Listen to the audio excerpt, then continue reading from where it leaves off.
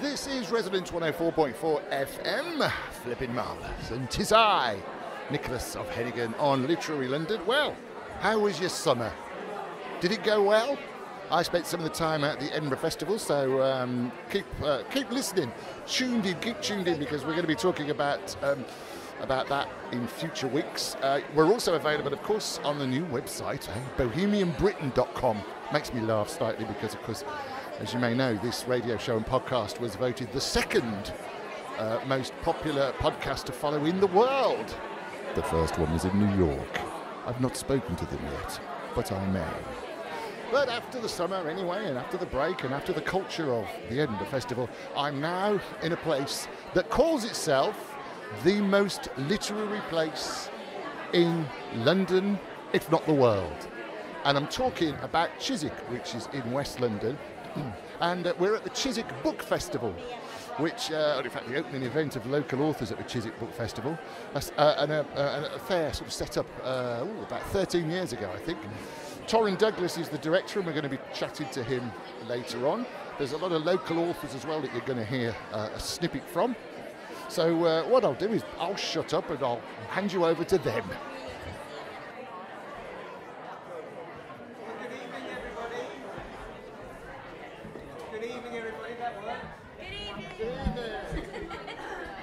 Closer to the mic as bidden by Joe.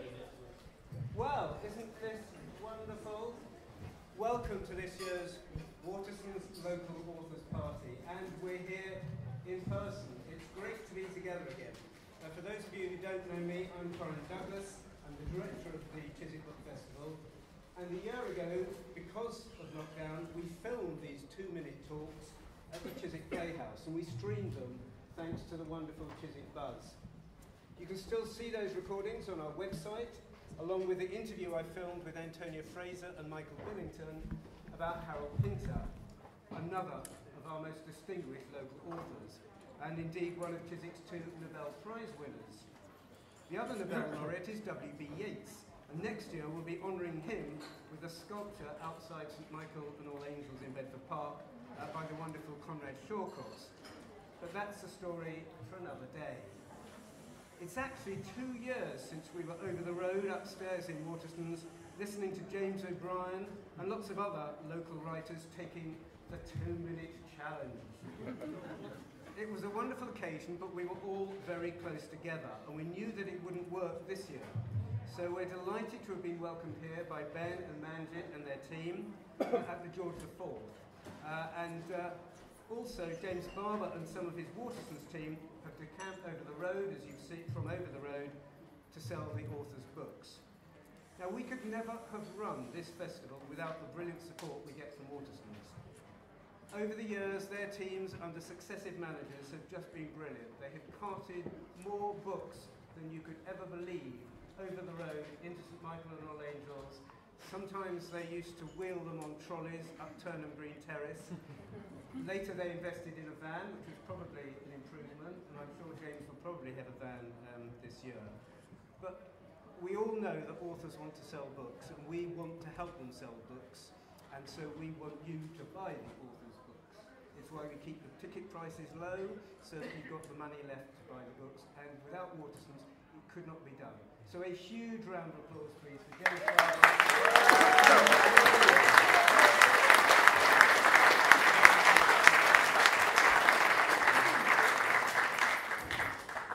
I must also mention the huge support we now get from Bridget Osborne, the editor of the Chiswick Calendar, who is hosting all our events here at the George IV. I'm told she rarely leaves here, in fact. You can see her in the middle there. That is her place. She runs jazz evenings, she runs media talks, and all sorts. And today in her newsletter, she has at least 4 articles about this year's writers and books.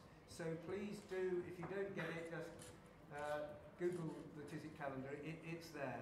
But she's got profiles of several of the authors who are going to be speaking in here on Saturday and Sunday, and that's fun. She left one thing out, which I'm going to mention later on, so, and she's going to have another go at that story, I hope, later. So our wonderful other person is our programme director, Joe James. We could not run this without Joe. So,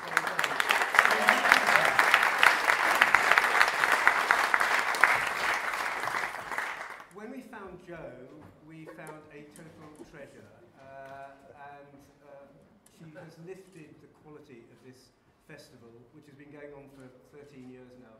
She has raised the quality immeasurably. She has brilliant contacts.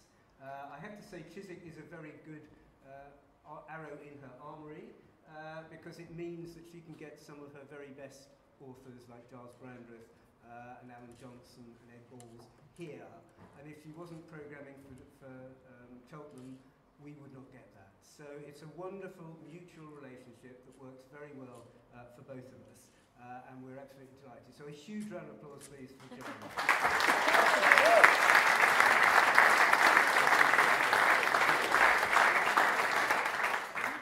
Jo's going to shortly introduce our speakers for the evening, and she's hoping for the chance to blow her horn when somebody strays over the 2-minute deadline. So don't be too good, any of you, please. We need somebody to go over 2 minutes, just so that we hear the horn. Now, before she does, I want to alert you to our COVID guidance, which is simply to be considerate to others. We want people to feel safe and comfortable. Our volunteers are wearing masks, so feel free to wear a mask if it makes you and others feel safer. But when you're sitting down, unless the people next to you particularly want to, I think you can relax a bit more. If you look around Chiswick, everybody's playing it slightly differently. We're all feeling our way, and we will take whatever guidance and whatever people say. So if you want to feed back to us about what you think we should be doing and whether we're going too far in one direction or the other, we'd love to hear that. For the rest of the festival, we're asking people to try and buy their tickets in advance online to reduce the queues on the day and to reduce having to sign up all your contact details on the day. And of course, if you've not studied the leaflet, you'll find lots of great names, and particularly local ones. Nancy Mitford on Thursday at Chiswick House, Claire Balding and Alvin Rakoff on Friday. Alvin is the 94-year-old film, theatre and TV director who's lived in Bedford Park for 50 years. He's got his memoirs out at the age of 94. This is only the first volume. So he may be back later, but he's a fabulous raconteur. And when he launched the book last week at the Mill at Sonning, the first question came from George Clooney, so we were all very So anyway, we've got a few clips. He's the man who discovered Sean Connery, or gave him his first break, and also Alan Rickman. He was a neighbour of Richard Bryars. Richard Bryars told him to buy the house in Bedford Park. So it's a very local Chiswicky event, but he's a really distinguished director. He directed A Voyage Round My Father, the John Mortimer book about his father, and won an Emmy for that. He also did Dance to the Music of Time for Channel 4. He's a great figure, and we ought to know more about him in Chiswick, so this is your opportunity at the Arts Ed on Friday. On Sunday afternoon, we have a session about Anthony Burgess, and this is the one that I'm hoping that Bridget is going to get behind, and why he has been turned down for the second time for a blue plaque in Chiswick. Today, Hampstead has got yet another blue plaque for Jim Henson of the Muppets. Surely the creator of the Clockwork Orange deserves one here in Chiswick. So anyway, we're inviting people to join in the debate online or on social media. You can enter the competition to say who you would like to have a blue plaque, and there are prizes from Stephen Foster's books next door. So that's quite enough for me. This is going to be a fabulous evening, I know, and I'm now going to leave you in the very capable hands of Jo James.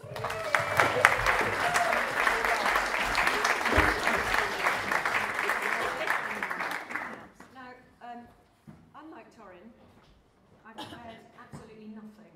So this is going to be a wing it speech. Would anybody like to hear the Horn of Doom? Yes. Absolutely. It's an old car horn, so it doesn't give quite the sound you're expecting.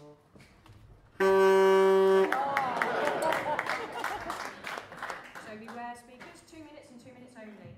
Now, a couple of just tiny admin things. First of all, speakers, when you're speaking, you have to get your mouth really close to the microphone in order for the speakers to work. So focus on keeping it there and don't go like that, because then we can't hear you until you come back to here. So stay quite close to the microphone. We can adjust the height, because obviously not everybody's as short as me. We would love to do a group photo with all of our local authors this evening at the end of the show. Roger, who's been climbing dangerously on a stool over there, would like to gather all of you on stage. So when all speakers have been, before you disappear to the bar and quench your thirst and your nerves, we'd like everyone on stage, please, who's speaking tonight. And please bring a copy of your book with you. Did you all hear that? Bring a copy of the book with you. Okay, the other piece of admin is that halfway through this evening, we're going to have a little break because we have a bar, we might as well make use of it. There's toilets through those doors. So after the first 10 speakers, we will have a sort of 10-15 minute break, which, yes, you're right, Jim, that means you will have to wait. Thank you. So, without further ado, all I'm going to do is call up the names of the speakers. They're going to come up, they're going to talk about their books, they're going to have to tell you the title because I don't want to take any of their 2 minutes away. And then I will be timing and we'll see how we go. So, without further ado, first speaker of the evening, Callum Kerr.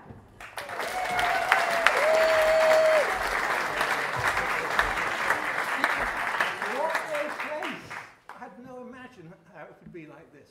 I've never been here before, I've never written a book before, but I want to talk to you about my book, which is called Dirty Money, Terrible People. It's adult fiction, and I have to tell you, Terrible People is the theme of the book. Now, I didn't know too much about how to write a book, but what I worked out was, why don't I write a book like I'd like to read a book? So it's got short chapters, short paragraphs, short sentences, short words, and very tall stories. I loved writing this book. I've written a lot of non-fiction in business and stuff in the accountancy profession for years.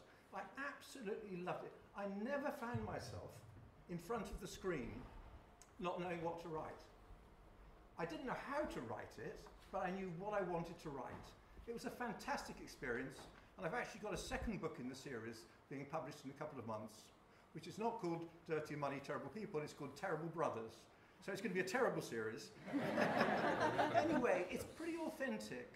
So even though some of the characters might be a bit strange, and even though the solutions and the situations might seem a bit strange, I've worked in the accountancy profession for 20 years, and you'd be amazed about what goes on in the big four, accountancy firms. So I'm going to read some of this stuff because I want to get it right. The main characters, there are these two guys, they're wealthy baby boomers, sex, drugs, rock and roll, and far too much booze, having the life of O'Reilly, both of them making loads of money. One of them lives in Chiswick Mall in a very grand house, one lives in Hartington Road, with a garden going down to the river, with green tiles on the roof. They meet up over there in Hira Brasserie, up there in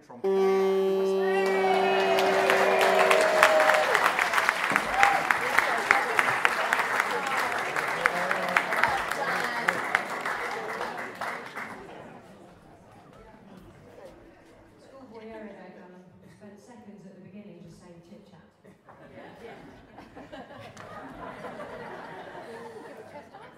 Okay, next up, Zoe Antoniades.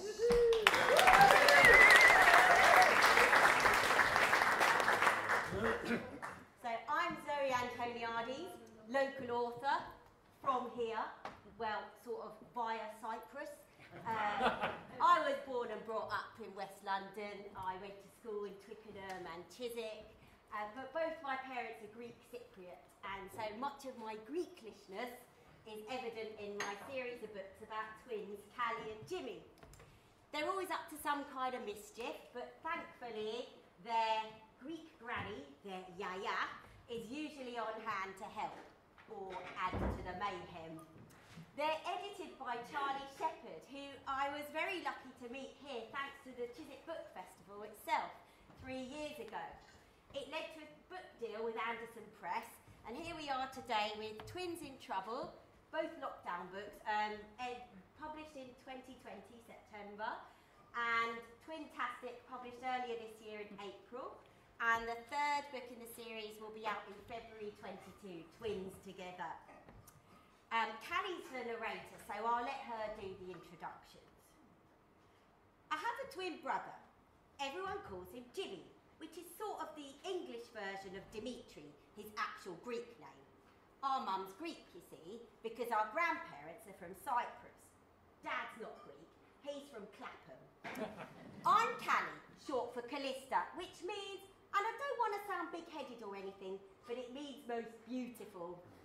I'm not sure about Dimitri, but if Dimitri means most annoying brother in the whole wide world, then that's him. So that's our Callie and Jimmy, and if you're around at the Chiswick Book Festival this Sunday, please, and you've got youngsters, or you'd like to just come yourselves, please do join my creative writing workshop at the Chiswick Playhouse at 10:30 on Sunday, where we'll be planning a brand new Callie and Jimmy adventure, because there's always plenty of those to be had. Thank you.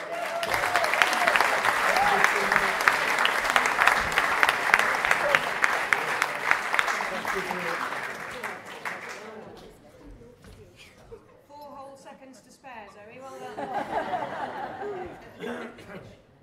Right. Next up, we have Jason Sandy.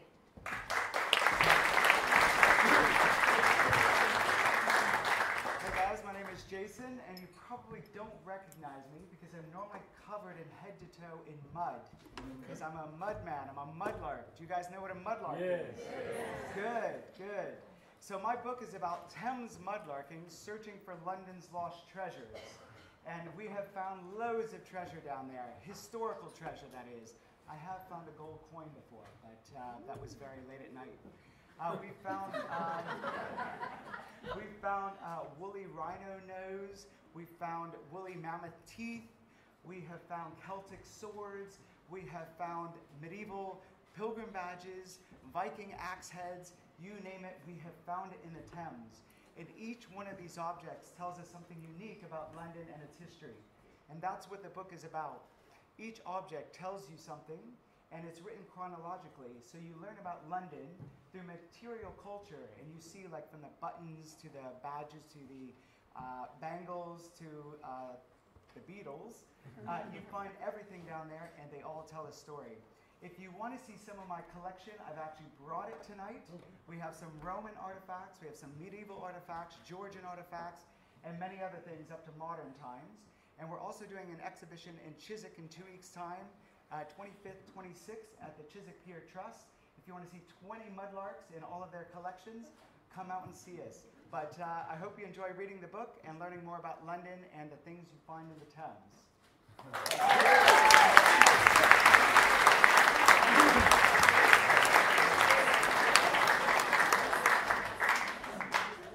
Because Jason actually had 25 seconds to spare on that one.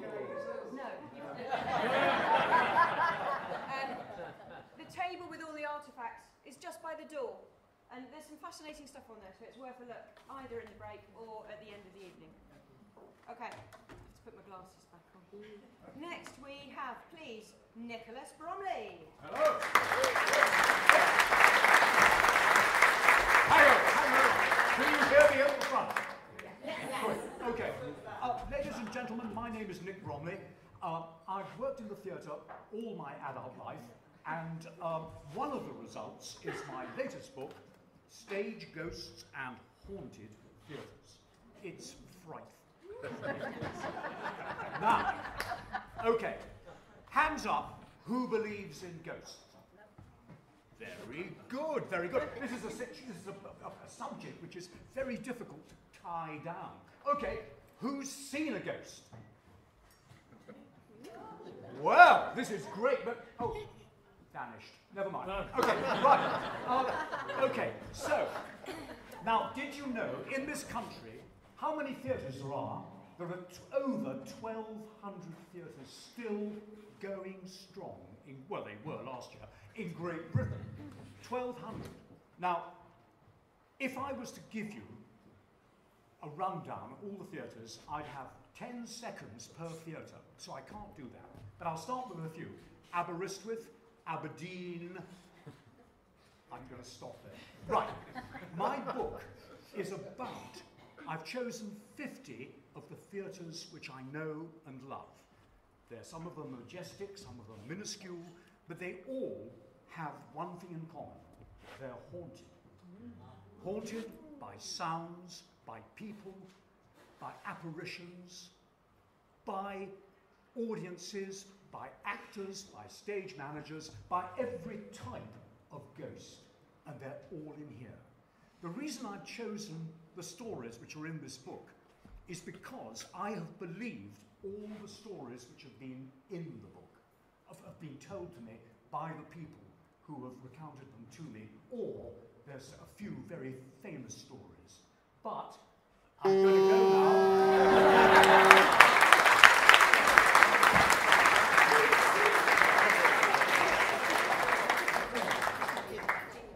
Did I stop you at the right point there? Absolutely.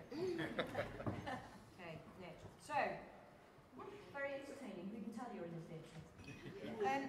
Next up, Albie Ancona.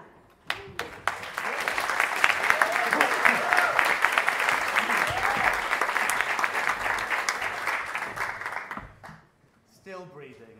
100 black voices on racism, 100 ways to change the narrative. At its heart is a book about the black British experience, curated by actors Suzette Llewellyn and Suzanne Packer. Our oldest co-author is a war veteran born in the 1920s, and our youngest is a school student in his early teens. There is some 100 years of black British history explained through the words of 100 black Britons. Some you'll be familiar with, having heard them on the radio, read their prose, seen their art, or perhaps on screens, big or small, maybe even in Parliament. Others you'll be meeting for the first time. Whilst I would in no way describe this as a light read, and yes, the pain of the experience of racism in our home country is what brought together myself and 99 others for this book, Still Breathing is hopeful, shows progress, how far we've come in the nearly 100 years of history written in this book. It's a uniquely British book for a uniquely British experience. And whether you are someone who has had experiences like those brought to the forefront in this book, or if you've never experienced discrimination in your life, you'll close the final pages feeling as enlightened and hopeful as you feel frustrated and shocked. It's a timely book in an era of recovery, which reminds its readers that it really is up to us to decide what shapes the next 100 years of our island's story. Thank you.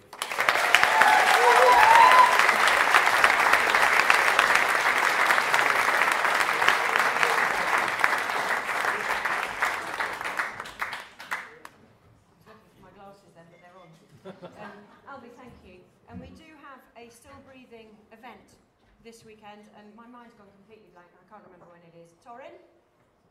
Pay attention. Can you remember when the Still Breathing event is?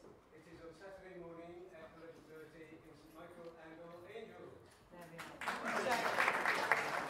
And Suzanne Packer, one of the editors, plus another couple of contributors, Sharon Walters and Pat Young, will be joining us for that, so we hope to see a lot of you there. Now, next up, we can have, please, Catherine Jessup.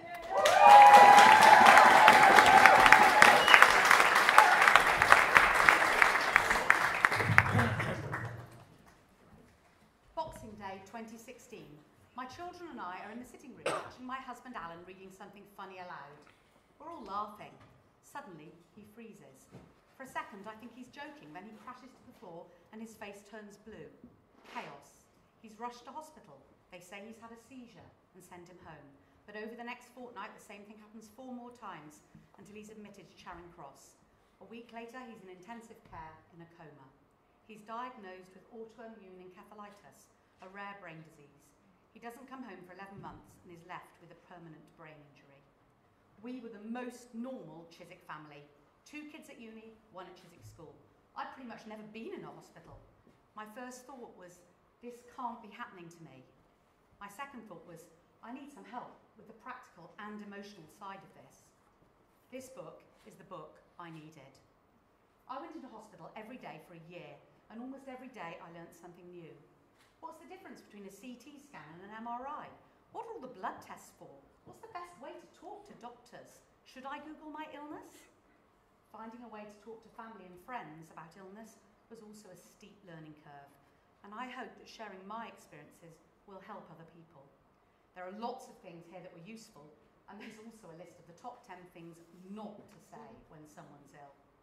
After 28 weeks, Alan's sick pay stopped. How are we going to survive? Oh my God, dealing with the UK benefits system was a shock. Plenty of tips on other practical, legal and financial things. And there's also a chapter on looking after your own mental health. I've learned to connect. I've talked to doctors, nurses and other patients, and I've read books and research studies. But this isn't written from a medical point of view. This is by an ordinary person, for an ordinary person. If you know someone who's ill, then this book is for you.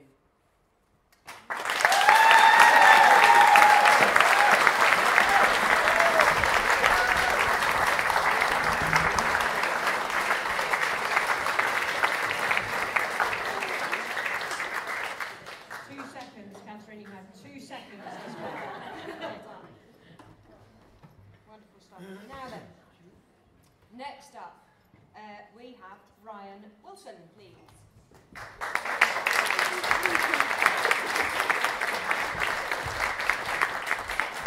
Thank you very much. Good evening. I'm really pleased to tell you about my book, which is called Let That Be a Lesson, A Teacher's Life in the Classroom.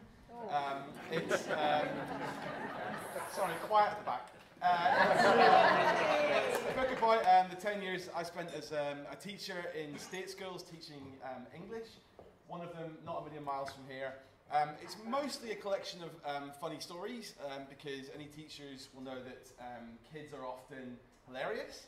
But there are also things in there that I think will make you angry and things that may well make you sad as well. If you've read This Is Going to Hurt by Adam Kay, about his experience as a junior doctor, it's a rip-off of that. Let's call a spade a spade. But I'm going to try and quickly tell you two funnier stories from it. One is about the first time I was teaching Shakespeare to a Year 8 class. And I said, Year 8, we're going to be studying a play by William Shakespeare.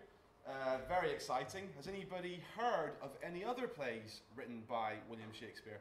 And a single hand went up at the back of the room, and I said, yes, Ben. And he said, I'm not 100% sure, but I'm 99% sure there's one called James and the Giant Peach. And the other story is when the head of PE sent around an email saying a boy had been struggling to get into his PE top that day. He'd struggled for several minutes. The PE teacher intervened. It turned out he'd brought a pillowcase instead of a PE top. The book is in praise of teachers, in praise of teaching. So maybe you'd be kind enough to clap your hands for teachers. Thank you.